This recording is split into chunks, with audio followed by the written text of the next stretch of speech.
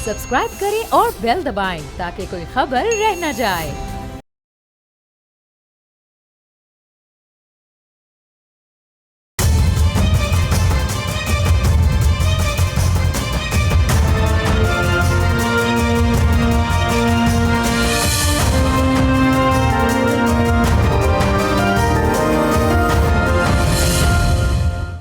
अस्सलाम वालेकुम, आप देख रहे हैं बोल रिपोर्ट्स और मैं हूं बतूल राजपूत। आज हम तफसील से बात करेंगे कि ऐसी शख्सियत मेरे साथ मौजूद हैं जो कराची के स्टेक होल्डर्स में से रहे, जिन्होंने कराची के अप्स एंड डाउन्स देखे। सैयद हैदर अब्बास रिजवी साहब, सीनियर रहनुमा MQM, और वो जिस तरह से कराची के बारे में बात करते हैं, कराची के पुराने ज़ख्म भी ताज़ा हो जाते हैं। लेकिन जो गुल प्लाजा का वाक़या है, ऐसा लगता है कि एक और पोलैरिटी है जिसको अब हमें एड्रेस करना होगा। बहुत शुक्रिया हैदर साहब, आप मुझे ज्वाइन कर रहे हैं। आपने भी प्रेस कॉन्फ्रेंस की, आपने कुछ चीज़ों की निशानदेही की कि मलबे के 2 ट्रक गायब हो जाते हैं, एरिया में कोई बेसमेंट में नहीं जा रहा, अभी तक इन्वेस्टिगेशन करवाई जा रही है, लेकिन जो ज़िम्मेदार है वही इन्वेस्टिगेशन कर रहे हैं, ये भी आपका कंसर्न है।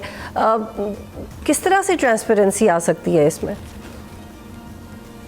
बहुत शुक्रिया बतूल। देखिए, हमने MQM के चेयरमैन डॉक्टर खालिद मकबूल ने कल रात में वज़ीर आज़म को एक ख़त लिखा है और उसमें वज़ीर आज़म पाकिस्तान से दरख्वास्त ये की है कि पाकिस्तान कमीशन ऑफ इंक्वायरी के article number 3 sub clause number 3 के तहत वफाकी सतह पर एक इंक्वायरी कंडक्ट कराई जाए, क्योंकि अगर सिंध हुकूमत इसकी तहकीकात कर रही है, असल में सिंध हुकूमत ही तो है जो इस वक्त मूरिद इल्ज़ाम है गफलत की, बल्कि संगीन मुजरिमाना गफलत की। कराची एडमिनिस्ट्रेशन ही तो इस वक्त मूरिद इल्ज़ाम है संगीन मुजरिमाना गफलत की, अनप्रिपेयर्डनेस की।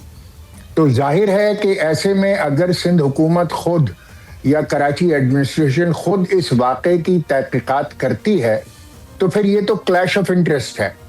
और जाहिर है कि क्योंकि पाकिस्तान का सुप्रीम कोर्ट का सेटल लॉ है that nobody can be the जज ऑफ देयर ओन कॉज, तो कोई अपने अफ़ाल और आमाल को खुद का उसका मुंसिफ नहीं हो सकता। तो अब यही मामला रह जाता है कि वफाक की जो इदारे हैं वज़ीर आज़म के हुक्म पर वो उसकी इंक्वायरी करें, और जो तहकीकात हो भी रही हैं उनकी जो सेहत है वो हुकूक व शुबात से बालातर नहीं है। जैसे कि मैंने पहले भी प्रेस कॉन्फ्रेंस में अर्ज किया था कि 2 ट्रक्स मलबा जो है वो गायब है। मलबा जो है जो उठाया जा रहा है वो खुली जगह पे डंप किया जा रहा है, उसमें तमाम सबूत और शवाहिद जो हैं वो ज़ाया हो रहे हैं। कल कराची में बारिश हुई, मलबे पर बारिश होती रही। जाहिर है कि अगर कोई केमिकल एग्जामिनेशंस करने हो या केमिकल फोरेंसिक हो तो वो ऐसी सूरत में धुल जाएगा, उसके निशानात नहीं बचेंगे। और बहुत सारे मलबे में जो है इंसानी आज़ा और इंसानी हड्डियां जा रहे हैं। ये भी तशवीशनाक बात है, क्योंकि अभी तक कोई हतमी नंबर नहीं है कि कितने लोग आज भी लापता हैं। बहुत सारे, कराची को तो आप जानती हैं कि कौमी शहर है और पूरे पाकिस्तान से लोग जो हैं वो कराची आते हैं मुलाजमत के सिलसिले में। और जाहिर है कि गुल प्लाजा में भी बहुत सारे नौजवान, बहुत सारे बच्चे ऐसे थे कि जो पाकिस्तान के मुख्तलिफ इलाकों से आए थे। हमें तो ऐसा लगता है कि शायद उनके घर वालों को अभी तक ये भी नहीं पता होगा, जैसा कि फारूक भाई ने कहा कि जब मनी ऑर्डर नहीं जाएगा या पैसे नहीं पहुंचेंगे तो उनको पता चलेगा कि उनके प्यारे जो हैं वो मौजूद नहीं रहे। तो इस सिलसिले में जो जल्दबाजी है हुकूमत सिंध की तरफ से, जो बेएहतियाती है, और जो ट्रकों में मलबा लद कर गया है वो क्या था, ये पुरस्कारियत है। तो सूरत में वफाक को एक तहकीकाती कमीशन कायम करना चाहिए ताकि इस वाक़े की शफाफ गैर जानिबदार इंक्वायरी हो सके। हैदर साहब, इसके ऊपर आते हैं कि इंक्वायरी शफाफ हो सकेगी या नहीं, लेकिन इससे पहले मैं चाहती हूँ कि आप सुने कि मुराद अली शाह साहब ने क्या कहा है।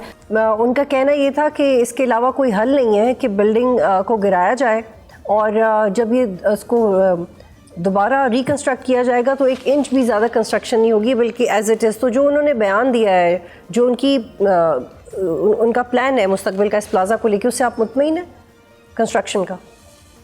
हम हरगिज भी मुतमईन नहीं हैं, क्योंकि जो सूरत हाल है इस सानहे की, देखिए बतूल, किसी भी सानहे या वाक़े या कोई नेचुरल डिजास्टर या क्लैमिटी की सूरत में 3 फेजेस होते हैं जो कवर करने होते हैं। पहला होता है रेस्क्यू, दूसरा होता है रिलीफ और तीसरा होता है रिहैबिलिटेशन। तो रेस्क्यू तो आपके सामने ही है कि रेस्क्यू तो कुछ भी नहीं किया जा सका। ना इमारत ही रेस्क्यू हुई, ना दुकानें ही रेस्क्यू हो पाई, ना उसमें से कुछ माल असबाब बचा, बल्कि 100-200 के करीब जो है वो इंसानी जानें तल्फ हो गई। तो रेस्क्यू तो कुछ भी नहीं हो सका, कुछ भी। तो मुझे ये कह लेने की इजाजत दी कि सिंध हुकूमत या कराची एडमिनिस्ट्रेशन रेस्क्यू के मामले में तो it was a disaster, it was a complete failure at the end of either Sindh government और कराची एडमिनिस्ट्रेशन। अब दूसरा जो शोबा आएगा वो आएगा रिलीफ का। अब आप लवाहिकीन को क्या रिलीफ दे सकते हैं? लवाहिकीन को आप ये रिलीफ दे सकते हैं कि उनके प्यारों की बाकियात, चाहे वो मस्क और जली हुई लाश हो, चाहे उसकी हड्डियां हो, इस बात को यकीनी बनाकर के ये उसी नौजवान खुदा न खास्ता या उसी बच्चे की या उन्हीं खातून की स्पेसिफिक उसी की बाकियात हैं, वो आप फैमिली के हवाले करते हैं। और ये एक इंटरनेशनल नॉर्म है, पूरी दुनिया में ऐसा होता है।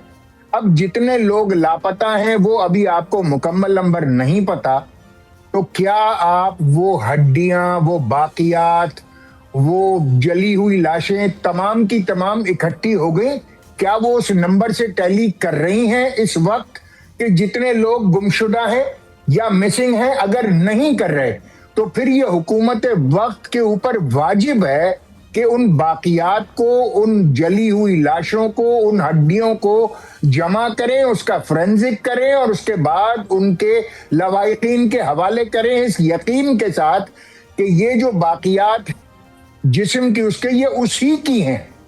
तो अगर ये रिलीफ का फेज है कि ये रिलीफ दिया जा सकता है। अब अगर हैदर साहब ये बताइएगा कि अब कहता कलामी आप ये बताइएगा कि आप कितना शहबाज शरीफ के जवाब का इंतज़ार करेंगे कि आप किसी लीगल इलेक्शन की तरफ जाएंगे गवर्नमेंट के खिलाफ? क्योंकि जब जब MQM ने नाराज़गी का इजहार किया कुछ ऐसे मसाइल को लेके जो बराह रास्त उनका आवाम से ताल्लुक़ था, तो फिर कुछ अरसे बाद आप फिर जलन हो गए गवर्नमेंट के साथ, और चाहे वो किसी तरमीम का मामला हो, लोकल बॉडीज़ का मामला हो। फारूक सत्तार साहब भी बहुत बात करते रहे, लेकिन फिर किसी तरह आपको वो कर लेती है गवर्नमेंट। लेकिन क्या ये आखिरी ऐसा मामला है जिस पे आप स्टैंड लेंगे और अपनी बातें मनवाएंगे? देखिए, इसमें मैं आपसे अर्ज करना चाहता हूं कि आर्टिकल 148 के हवाले से तो जाहिर है हम, क्योंकि हमारे पास नंबर इतना नहीं है कि हम उस तरमीम को तन्हा जो है वो पास करा सकें पार्लियामेंट से, तो हमें अपने इत्तेहादियों पर भरोसा करना पड़ता है। मगर गुल प्लाजा का जो सानेहा है उस पर अगर वफाकी हुकूमत जो हमारी दरख्वास्त है उसको नज़रअंदाज करती है, तो जाहिर है कि फिर हमारे पास और कोई बचेगा, हम उसको आला अदलिया तक लेकर जाएंगे। हैदराबाद जैसे साहब, आपको याद है कि सुप्रीम कोर्ट का एक फ़ैसला जिसको माजी में 11 जमातों को एड्रेस करके दिया गया था, मैं प्रॉबेबली 10 साल पहले की बात कर रही हूँ। तो जब जब कराची की जमातें, चाहे वो पीपल्स पार्टी हो, आप हो, दूसरी जमातें हो, अदालतों के पास जाते हैं, बड़े फैसले आते हैं पर इम्प्लीमेंट नहीं होते। देखिए, इम्प्लीमेंट का जहां तक ताल्लुक है, इस पर तो जाहिर है कि अगर पॉलिटिकल विल नहीं होगी, 2022 में, फरवरी 2022 में आर्टिकल 148 का एक तफसीली फैसला जस्टिस गुजलार ने जाते हुए किया था, मगर वो भी इम्प्लीमेंटेड नहीं है। अगर इम्प्लीमेंट नहीं होते तो इसका मतलब ये है कि पॉलिटिकल विल नहीं है। और अगर गुल प्लाजा में हम अदालत जाते हैं और वहां से कोई फैसला आता है और सिंध हुकूमत इम्प्लीमेंट नहीं करती, तो इसका मतलब ये होगा कि पॉलिटिकल विल नहीं है। और अगर पॉलिटिकल विल नहीं है तो आपको बखूबी इस बात का अंदाजा हो जाएगा कि there is something fishy in the pond. और क्या इसीलिए मुस्तफ़ा कमाल साहब ये कह रहे हैं कि कराची को वफाक के मातहत कर दें? क्या ये प्रपोजल अमल के काबिल है? इससे तो लड़ाई और बढ़नी जाएगी इस तरह के प्रपोजल से, ऐसा हो कैसे सकता? देखिए, इस तरीके की बहुत सारे मल्टीपल ऑप्शंस जो हैं वो हर वक्त ज़ेरे बहस रहते हैं। पाकिस्तान में नए सूबों के हवाले से भी गुफ्तगू शुनीद होती रहती है, बल्कि अब तो बहुत ज्यादा खुल के होने लगी है। एक ऑप्शन ये भी है कि पाकिस्तान के बड़े शहरों को वफाक के तहत दिया जाए जैसे कि दुनिया में है। तो बहुत सारी चीजें ऐसी चल रही हैं, मगर एक्चुअली ये वो फ्रस्ट्रेशन है जो कराची के या शहरी सिंध के अवाम को सिंध हुकूमत के साथ गुज़िश्ता 18 वर्षों से है। ये वो फ्रस्ट्रेशन है कि जो बोल रही है। अनफॉर्चुनेटली 18 वर्षों से कोई मुहाज़बा नहीं है सिंध हुकूमत का, कोई भी उनके ऊपर नजर रखने वाला नहीं है, और उसके बदले में जो कुछ कराची या बल्कि यूं मानिए कि सिंध भर में हो रहा है, जो करप्शन है, जो बेकायदगी है, जो बेतवज्जही है, और जिसकी वजह से आज कराची खंडराची बन चुका है, ये उसका वो है, उसका नतीजा है कि लोग अब ऐसी बातें कर रहे हैं कि कुछ भी करो सिंध हुकूमत से जान छुड़ाना है। तो फिर 18वीं तरमीम में आपका क्या इनपुट होगा? क्योंकि जब पिछली तरमीम आ रही थी तब भी आपके कॉलीग्स ने कहा कि हम छोड़ देंगे अगर हमारे मुतालबात नहीं माने, लेकिन नहीं छोड़े। 18वीं तरमीम पे हमारा पॉइंट ऑफ व्यू बड़ा वाज़ेह है कि 18वीं तरमीम अब 28वीं तरमीम तो आई हैदर साहब 28वीं तरमीम। देखिए, हम ये चाहते हैं 28वीं तरमीम में कि जिस तरह हमारे पॉइंट ऑफ व्यू को वज़ीर आज़म पाकिस्तान ने टेकअप किया था on the floor of the house, और उन्होंने वाज़े तौर पर कहा था कि वो तकरीबन 27वीं तरमीम में आर्टिकल 140A की जो अमेंडमेंट थी MQM की, वो तस्लीम हो चुकी थी, मगर बावजूद वो रुक गई। इसका एतराफ़ किया वज़ीर आज़म ने, और वज़ीर आज़म ने वादा किया कि 28वीं तरमीम में वो MQM की जो अमेंडमेंट है वो उसका हिस्सा होगी। अब अगर ऐसी सूरत हाल में जबकि वज़ीर आज़म on the floor of the house assurance दे दे, तो उसके बाद कुछ बचता नहीं है। और अगर खुदा न करे ऐसी सूरत हाल होती है, तो जाहिर है कि फिर मुझे नहीं पता कि इस रियासत पर कौन भरोसा करेगा।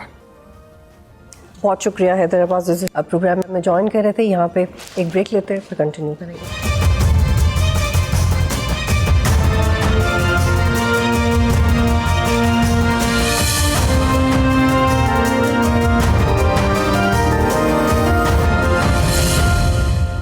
प्रोग्राम में खुशामदीद, और इस वक्त में ज्वाइन करी हैं शाज़िया मरी साहिबा, तर्जुमान पाकिस्तान पीपल्स पार्टी।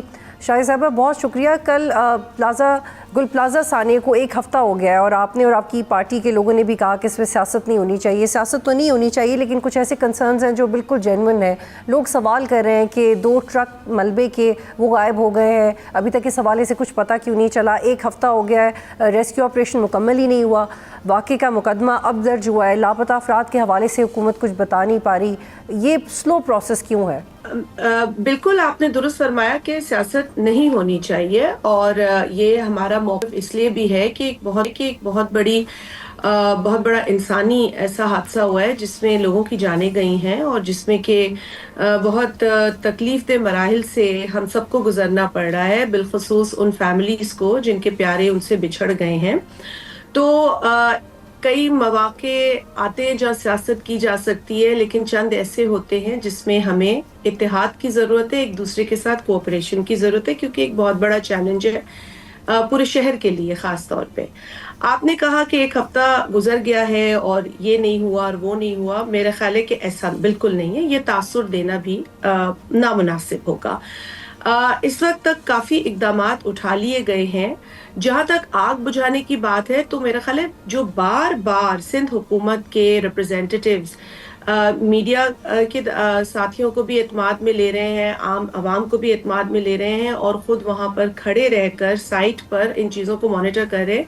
वो मकसद यही है कि एक तो चीज़ों को जो है उसकी रफ्तार पे ही काम हुआ जाए, जहाँ तेज़ रफ्तारी की ज़रूरत है वहाँ किया जाए, जहाँ इंपॉर्टेंट फैसले लेने हैं वहाँ वो इंपॉर्टेंट फैसले लिए जाए। और दूसरी बात ये कि जो नेक्स्ट स्टेप्स हैं वो क्या होंगे, वो भी आहिस्ता आहिस्ता सामने आएंगे, क्योंकि पहला मरहला उस आग को बुझाने का था, और वो कोई मामूली आग नहीं है। मैं सिर्फ ये नहीं कह रही हूँ, या पाकिस्तान पीपल्स पार्टी का कोई नुमाइंदा सिर्फ ये नहीं कह रहा है, बहुत सारे लोगों ने ये ऑन रिकॉर्ड बात की है कि जिस किस्म की आग लगी है, ये आग इस तरह पहले नहीं देखी गई, उसकी नौयत ही कुछ फर्क नजर आ रही है। जिस तरह के वहाँ बिल्डिंग के अंदर जो सामान था, अब ये तो ज्यादा तहकीक होगी तो जो लैब टेस्ट आएंगे तो पता चलेगा कि इसमें ज्यादा हकायक क्या है और किस चीज ने ज्यादा इस आग को भड़काने में। ठीक है शाहिद साहब, एक सवाल ले लीजिए।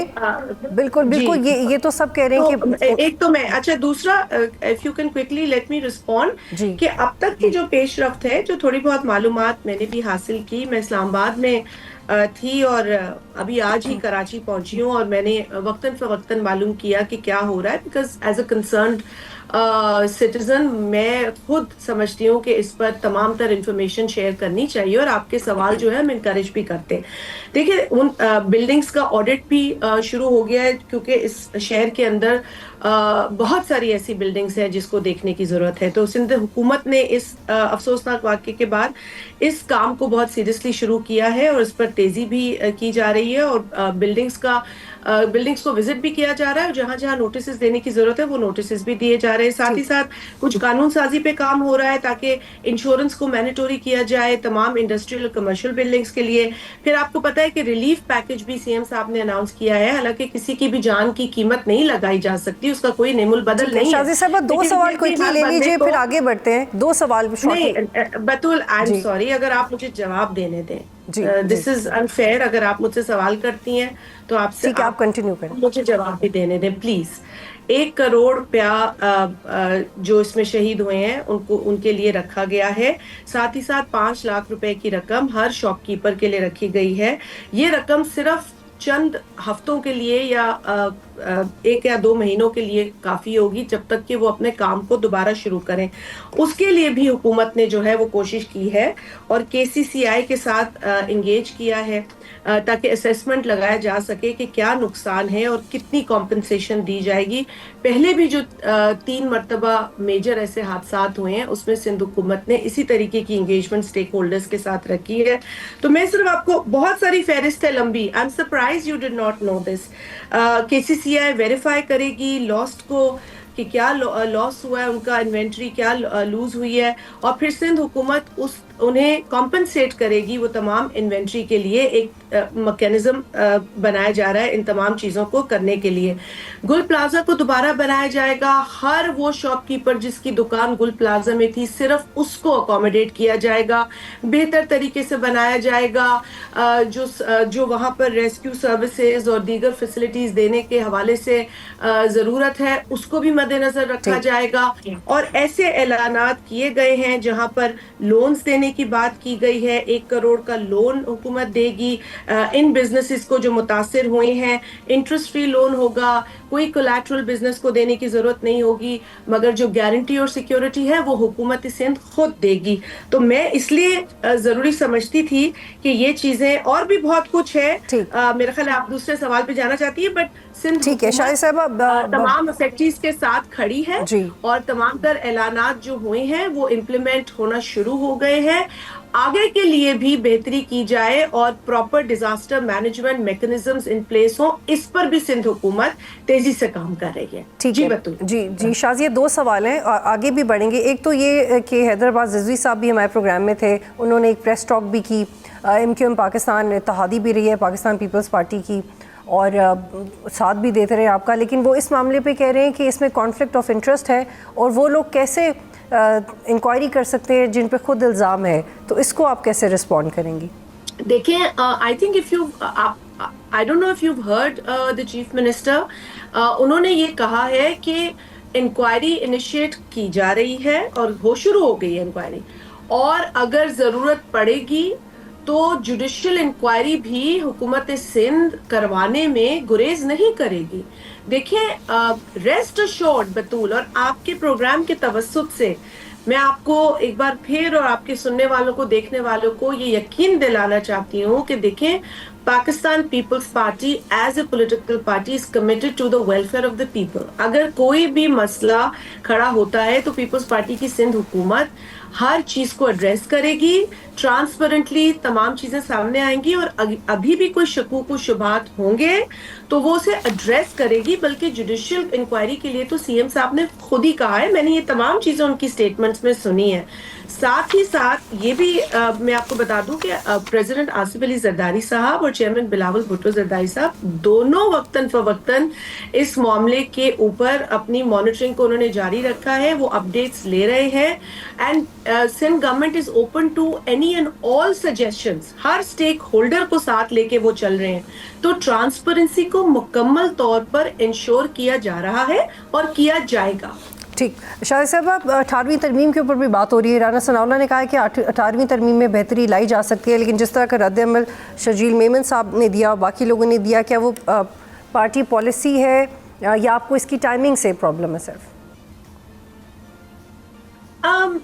बतूल, आप भी मेरा ख्याल है कि देख रही हैं, सारी चीज़ें हो रही हैं। 18वीं तरमीम के ऊपर जब बात होती है तो हम जवाब देते हैं। हमारा तो बड़ा एक क्लियर मौक़िफ़ है 18वीं तरमीम के ऊपर कि एक अरसे के बाद सूबों को उनके इख्तियारियात दिए गए। जो शहीद जुल्फ़िकार अली भुट्टो ने जब पाकिस्तान का यूनानिमस आइन दिया तो उस वक्त भी सूबों के इश्यूज़ पर बात हुई और ये तय हुआ था कि जी 10 बरस के अंदर सब्जेक्ट्स को डिवॉल्व किया जाएगा, सूबों को मजबूत किया जाएगा। खैर, उसके बाद जो हुआ पाकिस्तान की तारीख में वो एक बड़ा बदनुमा पीरियड है, बड़ा काला पीरियड है और उसमें बहुत कुछ नहीं हुआ जो एनविजन किया गया था पाकिस्तान के आइन में। लेकिन 2010 में आपको पता है सदर आसिफ अली जरदारी साहब की वो पॉलिटिकल विल थी जिसकी वजह से रेकन्सिलिएशन पॉलिसी के नतीजे में 18वीं तरमीम आई, जिसके जरिए सूबों को उनके इख्तियारात दिए गए, सूबों को स्पेस दी गई, काम करने का मौका दिया गया और उसके बाद बहुत सारी चीजें सूबों ने खुद की और एक अच्छी हेल्दी एनवायरनमेंट क्रिएट हुई। लेकिन एक बहुत बड़े स्ट्रगल के बाद हुआ और अगर वो जो आईनी तरमीम आई थी 18वीं बतूल, तो उसमें भी बहुत बहस हुई, बहुत डिस्कशंस हुई, बहुत इनपुट स्टेक होल्डर्स का लिया गया। तकरीबन 9 माह के बाद वो 18वीं तरमीम जो है यूनानिमसली अग्री अपॉन हुई। तो मैं समझती हूँ जब इतनी मेहनत और इतनी एक स्ट्रैटेजी और एक तरीके के साथ काम होता है तो उसको इस तरह अंडू करने की बात करके मुझे नहीं पता क्या हासिल कर लेगी। शादी साहब, दो सवाल है, फिर हम वाइंड अप की तरफ जाएंगे। एक मुझे मौका दीजिएगा। आपने एसेट्स की सीक्रेसी के हवाले से भी एक बिल प्रपोज किया, वो कौमी असम्बली से मंजूर भी हो गया। इस बिल के मुताबिक पार्लियामेंटेरियंस की मर्ज़ी से इनके एसेट्स की तफसीलात सामने आ सकेंगी। ये क्यों, इसकी ज़रूरत क्यों पेश आई आपको? ज़रूरत तो हमें, खैर हम तो हमेशा टारगेट होने के लिए बैठे हैं बतूल, कोई मसला नहीं है। गलत सलत भी टारगेट होते रहते हैं, फेक न्यूज़ से भी टारगेट होते रहते हैं। मैंने आपसे पहले भी शायद एक प्रोग्राम में ये फेक न्यूज़ को भी हमने बड़ा डिस्कस किया है। बट यहाँ पे जो प्रैक्टिसेस है ना वो अजीब रहती हैं। खैर हमारी तो हमेशा से ये शिकायत होती है कि भाई आप हमें कटहरे में खड़ा करें। हर 5 बरस के बाद इलेक्शन का कटहरा है ना, उसमें भी हम आवाम के सामने खड़े होते हैं, सुरखरू होते हैं। और अगर अदरवाइज भी आप हमें बार बार सवाल करेंगे, हम जवाब देंगे। कई बार ज्यादती हो जाती है और मैं ये हर एक जो शख्स सियासत कर रहा है उसके लिए कहूँगी, कतई नज़र इसके कि वो मेरा एलाय है, मेरा मुखालिफ है, ये ज्यादती उनके साथ, उनकी फैमिली के साथ होती है, हम फिर भी बर्दाश्त कर रहे होते हैं। एक बिल आया था पिछले बरस जून में, जून 29 को ये बिल आया था जिसमें कि हुकूमत ये बिल लेकर आई थी, declaration of assets. This was regarding the civil servants और उसमें उन्होंने कहा था कि ये डिस्क्लोजर जो है वो extent of disclosure under this section shall give due regard to the balance between public interest for good governance and individuals privacy and security. तो हमने इस पर ये इतराज किया था कि जी ये तो फिर आप बाकी हम ज्यादती करेंगे बाकी लोगों के साथ, वो कोई भी शहरी हो, पॉलिटिशियन हो या कोई और शहरी हो। तो हमने फिर एक प्रपोजल, गवर्नमेंट ने हमें एक प्रपोजल जो कहा कि आप बना लें, हम उसको देखेंगे। फिर गवर्नमेंट ने उसे सपोर्ट किया। लेकिन शाज़िया साहिबा, इससे एक एतराज़ यह है कि आवाम अब अकाउंटेबल नहीं कर सकती क्योंकि नैब एक्टिव नहीं है, एहतसाब का कोई और अदारा नहीं है जो बड़ा ज़बरदस्त परफॉर्म कर रहा हो। नैब तो बहुत ओवर एक्टिव है बतूल। एक्टिव क्या, वो तो बहुत ओवर एक्टिव है। आपको कैसे लगा कि नैब नहीं कार्रवाई करती है? नैब की तो यही तो हमारा हमेशा से रोना है कि नैब अकाउंटेबिलिटी कम और टारगेटिंग ज्यादा करती है। हम तो ये कहते हैं। बहुत शुक्रिया आप प्रोग्राम में ज्वाइन करी थी। यहाँ पे एक ब्रेक लेते हैं फिर वापस आएंगे।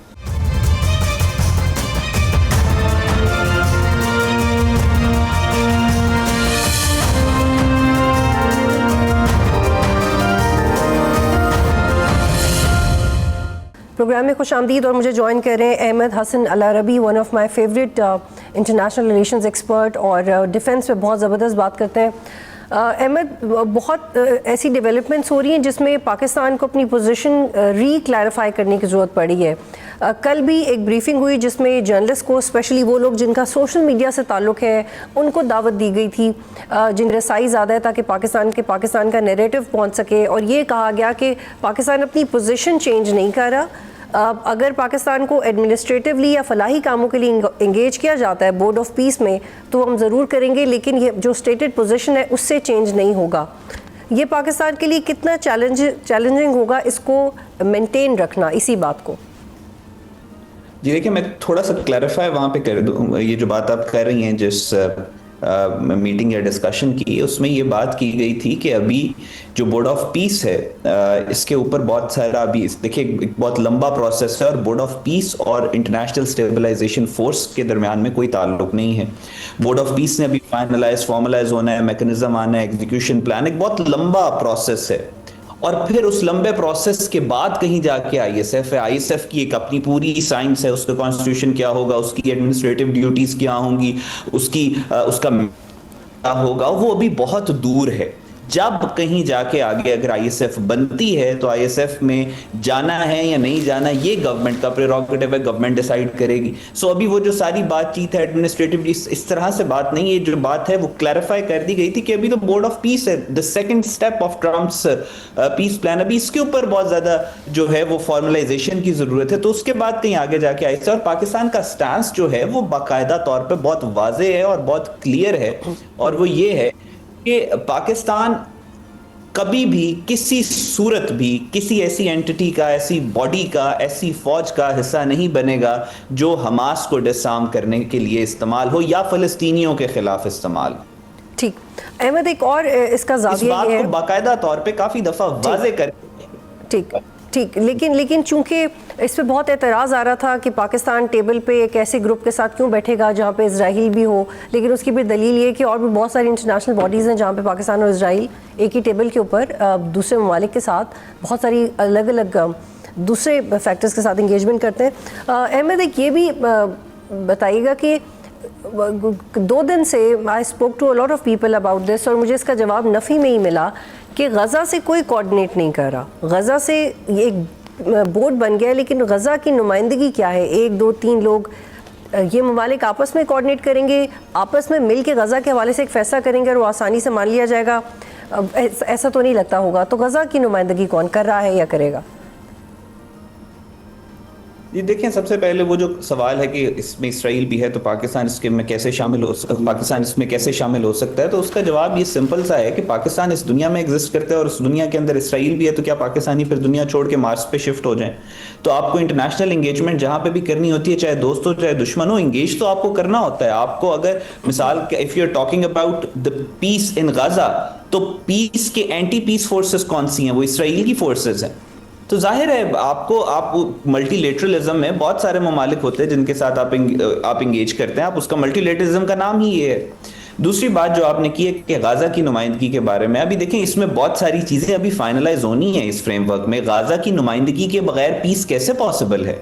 جب تک غزہ کی ریپرزنٹیشن نہیں ہوگی تو یہ پیس اکارڈ ایک قدم بھی آگے نہیں بڑھ سکتا. یہ پریکٹیکل یعنی لاجک کے ساتھ بھی اگر آپ سوچیں, جب آپ نے بات کی, جب ٹرمپ کے 20 پوائنٹس آئے تو اس وقت ساری پوری دنیا جو تھی اپنا ورڈکٹ دینے سے پہلے وہ صرف یہ دیکھ رہی تھی کہ غزہ کے لوگ اس وقت کہاں پہ کھڑے ہوئے ہیں, غزہ کی طرف سے کیا سٹیٹمنٹ آئے گا.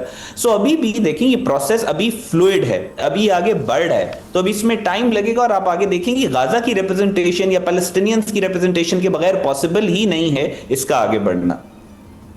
لیکن احمد, کیا یہ ممکن ہوگا؟ کیونکہ پہلے بھی جب اسرائیل اور پیلسٹائن میں سیز فائر ہوا تو دونوں طرف سے اس کو توڑا بھی جاتا تھا. جو پہلا, جب ہم اکتوبر 22 کی بات کرتے ہیں تو حماس کی طرف سے تھی, اور وہ بھی مسلمانوں نے سیلیبریٹ کیا تھا کہ کبھی تو موقع آئے گا کہ ہم اپنا بدلہ لیں گے, لیکن اس کو بھی ایونچولی روکنا پڑ گیا. ہاؤ دا مسلم کنٹریز اور دس بورڈ میک شور کہ اٹیکس نہ ہوں؟ اسرائیل کی طرف سے تو نہیں ہونا چاہیے, لیکن دوسری طرف سے بھی نہ ہو تاکہ چیزیں ان کنٹرول رہیں. دیکھیں یہاں پہ یہ دنیا ایک بہت بروٹل ورلڈ ہے جس میں ہم ایگزسٹ کر رہے ہیں. یہاں پہ جو رول بیسڈ آرڈر ہے وہ بڑی تیزی سے کلیپس کر رہا ہے. یہاں پہ آپ اگر یہ کہیں کہ اسرائیل کی یہ خواہش ہے کہ غزہ میں سیز فائر ہو یا مڈل ایسٹ میں سیز فائر ہو یا نیتن یاہو یہ چاہتا ہے، تو ایسی تو بات نہیں ہے. آپ کو اس کو آرم ٹویسٹ ہی کرنا پڑے گا. آپ کو لارجر ڈپلومیٹک ارینا کے اندر ان کے انٹرسٹ ان ممالک کے جن کے آپ کے ساتھ الائن کرتے ہیں، ان کی ایک فورس بنا کے آپ کو پش کرنا پڑے گا ان ممالک کو جن کا لیوریج ہے اسرائیل کے اوپر. اور جس ملک کا سب سے زیادہ لیوریج ہے اسرائیل کے اوپر، جس کے بغیر practically Israel can not breathe, وہ امریکہ ہے. اور ایک بہت زیادہ ڈیوائڈ اور فکشن آپ کو نظر آ رہی ہے امریکہ اور اسرائیل کے درمیان میں. آپ نے دیکھا کہ جب ٹرمپ نے یہ بورڈ آف پیس اناؤنس کیا تو اس سے ایک دن پہلے وائٹ ہاؤس میں ٹکر کارلسن جو تھے وہ موجود تھے، اور ٹکر کارلسن پوسٹر بوائے ہیں اینٹی اسرائیل سینٹیمنٹ کے. وہ کہتے ہیں اسرائیل سے ہمیں اپنے سارے پیسے نکالنے چاہیے، اسرائیل کو سپورٹ نہیں کرنا چاہیے. سو یہ ساری میسیجنگ ہے. تو روبیو اسرائیل میں کھڑا ہو کے وہ اسرائیل کے خلاف بات کر کے گئے ہیں. سو ان ساری سچویشن کے اندر اہم پولیٹیکل سولوشن اس کا یہی ہے کہ آپ امریکہ کو پش کریں کہ وہ اسرائیل. ٹھیک ہے احمد، آخری سوال آپ سے یہ ہے کہ بہت تجزیہ ہو رہا ہے اس باڈی کے اوپر، اور ایک رائے یہ ہے کہ یہ یو این کے کچھ قوانین کو ریپلیس کرنے کے لیے بنائی گئی ہے یا یہ یو این کو ریپلیس کرنے کے لیے بنائی جائے گی. اور یو این کے نمائندوں کا کہنا ہے کہ وی آر ویری مچ ہے، ہم کہیں نہیں جا رہے. لیکن آپ کو لگتا ہے کہ یہ ایکچولی ریپلیس کر سکتی ہے؟ کیونکہ اس کی ایک بہت سملیرٹی ہے یو این اور ایسی باڈی کے ساتھ. یہ بھی رپورٹ ہوا ہے کہ اگر کوئی ممبر اس کا پرماننٹ بننا چاہے گا ملک، تو اس کو $1 بلین یا اس سے زیادہ پیسے دے کے وہ پرماننٹ ممبر بن سکتا ہے، جو کہ یو این میں سبسکرپشن کی طرح کی بات ہے. تو ڈز دیٹ وری یو کہ پھر اس کا کیا پرپز وہی رہے گا، کیونکہ تو ویٹو کر دیں گے جس کے پاس زیادہ پیسے ہوں گے؟ دیکھیں، جو یہ بورڈ آف پیس ہے یہ سیکنڈ سٹیپ ہے ٹرمپ کے 20 جو پیس پوائنٹس ہے اس کا.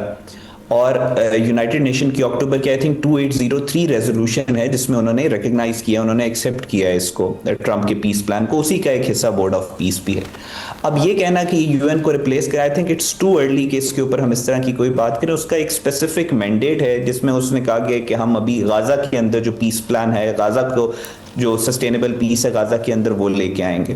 تو آئی تھنک ابھی یہ کہنا کہ یو این کو ریپلیس کرنے کی کیپیسٹی ہے یا کیپیبلٹی ہے یا نہیں، it's too early to comment on it. اور دوسری بات یہ ہے کہ جو 1 بلین کی بات ہے وہ یہ ہے کہ 3 سال تک تو کسی کو کوئی پیسے دینے کی ضرورت نہیں ہے. 3 سال کے بعد $1 ملین دینا ہے جن کو پرماننٹ وہ چاہیے. اس کے پیچھے آئی تھنک پولیٹیکل جو موٹیویشن ہے ڈونلڈ ٹرمپ کی ایٹ ہوم، جو ان کی پالیٹکس ہے کہ وہ یہ کہتے تھے کہ میں امریکہ کا پیسہ نکالوں گا مڈل ایسٹ سے اور باقی ہر جگہوں سے اور گھر کے اوپر لگاؤں گا، کیونکہ امریکہ پہ قرضہ بہت زیادہ ہے، $38 ٹریلین کا قرضہ ہے. تو آئی تھنک انہوں نے اس پبلک اپنی اس آڈینس کو سیٹسفائی کرنے کے لیے وہ جو $1 بلین والا کلوز ڈالا ہے، اور پیسے جو ہیں وہ غازہ کی ری بلڈنگ میں یوز ہونے، تاکہ وہ اپنی آڈینس کو یہ کہہ سکے کہ میں نے غازہ میں امن بھی کروا دیا اور میں نے $1 بھی خرچ نہیں کیا، اور انہی لوگوں سے پیسے لے کے کروایا جو ڈونلڈ ٹرمپ اکثر اس کو بوسٹ بھی کرتے ہیں. سو آئی تھنک یہ اس کے بیک گراؤنڈ ہے. بہت شکریہ پروگرام میں جوائن کر رہے تھے. آج تک کے لیے اتنا ہی. پروگرام دیکھنے کا شکریہ. اللہ حافظ.